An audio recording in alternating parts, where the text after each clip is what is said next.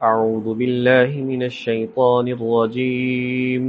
بسم الله الرحمن الرحيم. يا أيها الذين آمنوا إنما الخمر والميسر والأنصاب والأزلام رجس من عمل الشيطان فاجتنبوه لعلكم تفلحون. صدق الله العظيم. یا ایہا الذین آمنوا، اے ایمان والو، انما الخمر والمیسر، بے شک شراب اور جوا، والانصاب اور بت، والازلام اور تقسیم کے تیر، رجس من عمل الشیطان، یہ گندگی ہے شیطان کے عملوں میں سے ہے، فاجتنبوہ، لہذا ان سے بچو، لعلکم تفلحون، تاکہ تم کامیاب ہو جاؤ، تاکہ تمہیں فلاح حاصل ہو۔ انما یرید الشیطان، بے شک شیطان تو چاہتا ہے، ان یوقع بینکم العداوۃ والبغضاء فی الخمر والمیسر، کہ وہ واقع کر دے تمہارے درمیان، وہ پیدا کر دے تمہارے درمیان عداوت یعنی دشمنی، والبغضاء اور بغض شراب اور جوئے کے ذریعے سے، ویصدکم عن ذکر اللہ، اور تمہیں روک دے اللہ کی یاد سے، وعن الصلاۃ، اور تمہیں روک دے نماز سے، فہل انتم منتہون، تو اب بتاؤ کیا تم ان سے باز نہیں آؤ گے، کیا ان چیزوں سے تم باز نہیں آؤ گے۔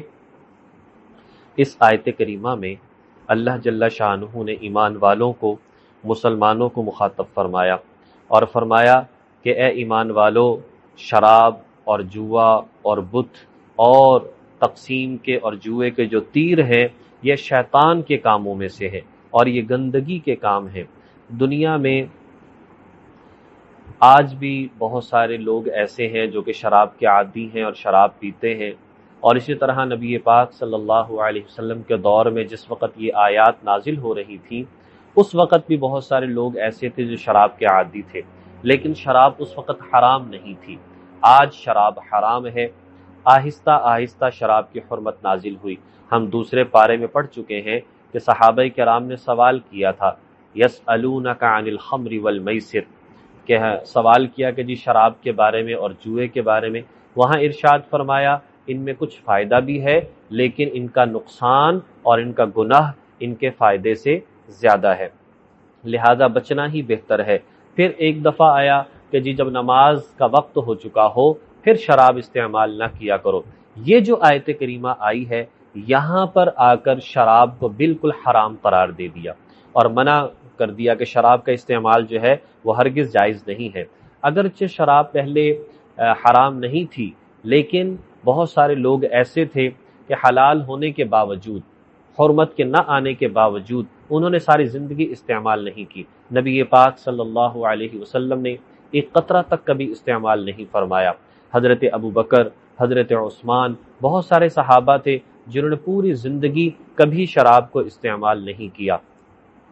اب بات یہ ہے کہ اس میں منع فرما دیا گیا۔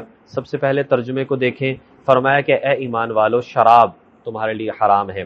شراب یا ہر نشہ آور چیز، جو بھی چیز ہو نشہ لاتی ہو وہ حرام ہے، اور نشہ آور چیز کی تھوڑی مقدار بھی حرام ہے اور زیادہ مقدار بھی حرام ہے۔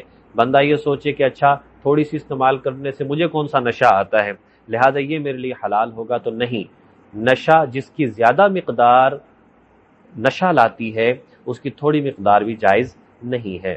والمیسر، اور مشروبات میں صرف شراب ہی حرام ہے، باقی چیزیں ظاہر ہے کہ وہ نشہ آور ہونے کی وجہ سے جو نئی سے نئی چیزیں آتی چلی جا رہی ہیں تو وہ حرام۔ والمیسر، اور جوا جو ہے یہ بھی حرام ہے۔ جوئے کی ایک تعریف ہم یہ کر سکتے ہیں کہ ہر وہ کھیل جس میں ہارنے والے کی چیز جیتنے والے کو دے دی جائے، یہ جوئے کی ایک تعریف بنتی ہے جو آسان اور عام فہم ہے۔ ورنہ یہ ہے کہ جوا اپنے مال کو خطرے میں ڈالنا اور اس میں محنت کا نہ ہونا، اور یہ بھی امکان ہو کہ بہت سارا مال مل جائے گا، یہ بھی امکان ہو کہ بہت سارا نقصان ہو جائے گا، کچھ بھی کنفرم نہ ہو تو یہ بھی جوا ہی ہے۔ لیکن بہرحال بہت ساری اقسام ہیں، جوئے کی کوئی بھی قسم جو ہے وہ حرام ہے۔ والانصاب، اور بتوں کے ناموں پر چیزوں کو دینا، بتوں کے ناموں پر ذبح کرنا، بتوں کے ناموں پر منتیں ماننا، یا اسی طریقے سے بتوں کی تصاویر کا لگانا، ہماری شریعت میں تصویر کا شوقیہ طور پر کھینچوانا اور شوقیہ طور پر تصویروں کا لگانا یہ جو ہے نا جائز نہیں ہے۔ جب تصویر کا پرنٹ نکل آتا ہے تو وہ حرام ہو جاتی ہے، اور شوقیہ طور پر چاہے کسی بزرگ کی ہو یا والدین کی ہو، گھر میں تصویر کا لگانا جو ہے وہ جائز نہیں ہے۔ نبی پاک صلی اللہ علیہ وسلم نے ارشاد فرمایا، لا تدخل الملائکۃ بیتا فیہ کلب او تصاویر، جس گھر میں کتا ہو شوقیہ طور پر رکھا ہوا یا اس میں تصاویر ہوں تو وہاں رحمت کے فرشتے نہیں آتے، اس لیے اس چیز سے بچنا بہت ضروری ہے۔ باقی جو موبائل میں یا سافٹ کی صورت میں تصاویر ہوتی ہیں یہ ویسے تو گناہ نہیں ہے جب تک موبائل میں یا کسی چیز کے اندر ہیں، لیکن اگر انہیں غیر محرم دیکھتا ہے یا انسان کسی غیر محرم کی تصاویر دیکھتا ہے تو غیر محرم ہونے کی وجہ سے وہ بھی جائز اور حلال نہیں رہتی۔ والازلام، اور جوئے کے تیر، لوگ ایسا کیا کرتے تھے کہ بعض اوقات جو ہے ایک جو ہے مثال کے طور پر اونٹ ہے، اس کے 7 حصے کر لیتے اور اس کے بعد تیر کچھ پر لکھا ہوتا لا، کچھ پر لکھا ہوتا نعم، ایک باکس کے اندر انہیں ڈال دیتے اور اس کے بعد جو ہے 7 اونٹ کے حصے کر کے یا 10 حصے کر کے اس کے بعد کہتے کہ سب پیسے ملا کر کرتے، اور اس کے بعد کسی جو ہے وہ تیر اس پر 2 حصے لکھے ہوتے، کسی پر 3 حصے لکھے ہوتے، کسی پر 4 حصے لکھے ہوتے۔ اب ایک بندہ جس کی پہلی باری ہوتی وہ ہاتھ ڈالتا اور تیر نکالتا، اگر اس پر لکھا ہوتا 3 تو وہ 3 حصے اس میں سے اٹھا لیتا، پھر دوبارہ کوئی نکالتا، اگر اس پر لکھا ہوتا 1 تو وہ 1 حصہ لے لیتا، کوئی اور نکالتا، اگر اس پر کچھ نہ لکھا ہوتا تو وہ کچھ نہ لیتا۔ اب اس طرح سے وہ لوگوں کے پاس حصے چلے جاتے، بعض اوقات جس کے پیسے ہوتے اس کو کچھ بھی نہ ملتا، اور بعض اوقات پیسے کسی کے کم ہوتے اور وہ سارا ہی 7 جس پر لکھا وہ 7 کے 7 حصے لے گیا۔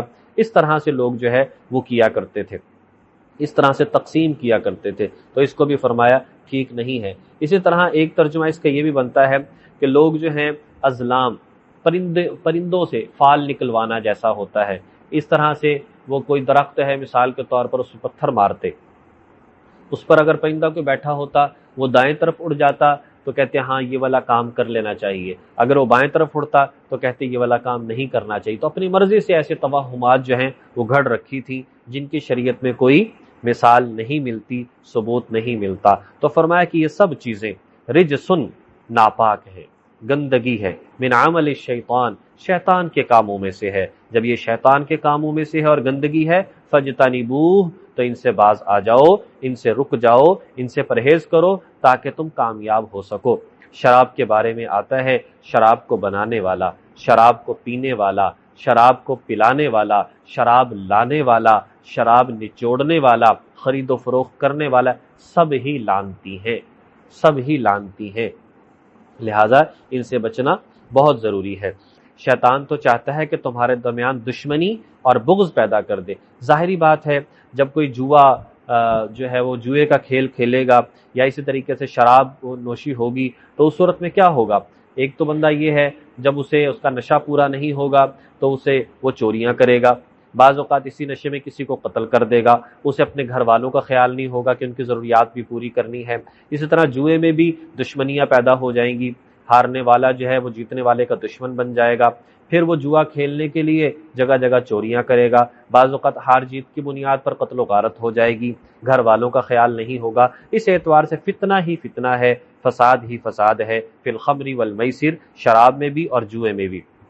اور مزید کیا ہے؟ وَيَصُدَّكُمْ عَنْ ذِكْرِ اللَّهِ، شیطان تو چاہتا ہے کہ تمہیں اللہ کی یاد سے روک دے اور تمہیں نماز سے روک دے۔ فَهَلْ أَنْتُمْ مُنْتَهُونَ، کیا تم ان کاموں سے باز نہیں آؤ گے؟ جب یہ آیت کا حصہ نازل ہوا تو حضرت عمر رضی اللہ تعالیٰ عنہ نے اس آیت کو پڑھا تو عرض کیا انتہینا یا رب، انتہینا یا رب، اے ہمارے رب ہم باز آ چکے ہیں، ہم نے چھوڑ دیا ہے۔ تو بہرحال ساری آیت کا خلاصہ یہ نکلتا ہے کہ جو شراب ہے اور ناجائز لین دین ہے ان کے اندر بہت ساری خرابیاں ہیں، اور دیکھیں اس کے اندر کس کس طرح بیان فرمایا۔ نمبر 1 فرمایا کہ رجسن، نمبر 1 یہ ناپاک چیزیں ہیں، نمبر 2 من عمل الشیطان، یہ شیطان کے کاموں میں سے ہے، نمبر 3 فجتنبوہ، اس سے باز آ جاؤ، نمبر 4 اگر باز نہیں آؤ گے لعلکم تفلحون تو پھر تم کامیاب نہیں ہو سکتے۔ نمبر 5 انما یرید الشیطان ان یوقع بینکم العداوۃ والبغضاء، شیطان ان کاموں کے ذریعے سے، نافرمانیوں کے ذریعے سے تمہیں بغض اور عداوت اور دشمنی پیدا کرنا چاہتا ہے۔ نمبر 6 یہ چیزیں وَيَصُدَّكُمْ عَنْ ذِكْرِ اللَّهِ، اللہ کی یاد سے روکتی ہیں۔ نمبر 7 وَعَنِ الصَّلَاةِ، نماز سے بھی روکتی ہیں۔ اور نمبر 8 کیا تم ان سے باز نہیں آؤ گے؟ اللہ کس طرح سے بیان فرما رہے ہیں، کیا تم ان سے باز نہیں آؤ گے؟ ایک مسلمان کے، ایک ایمان والے کے ایمان کا تقاضا یہ ہے کہ وہ اللہ کی آیات کو پڑھے، جس میں خصوصی طور پر ایمان والوں ہی کو مخاطب کیا گیا ہو، پڑھتا چلا جائے اور ناجائز اور غلط کاموں سے رکتا چلا جائے۔ یہی اس کا ایمان ہے، یہی اس کا تقاضا ہے۔ اللہ پاک ہمیں ان باتوں کو سمجھ کر عمل کرنے کی توفیق نصیب فرمائے۔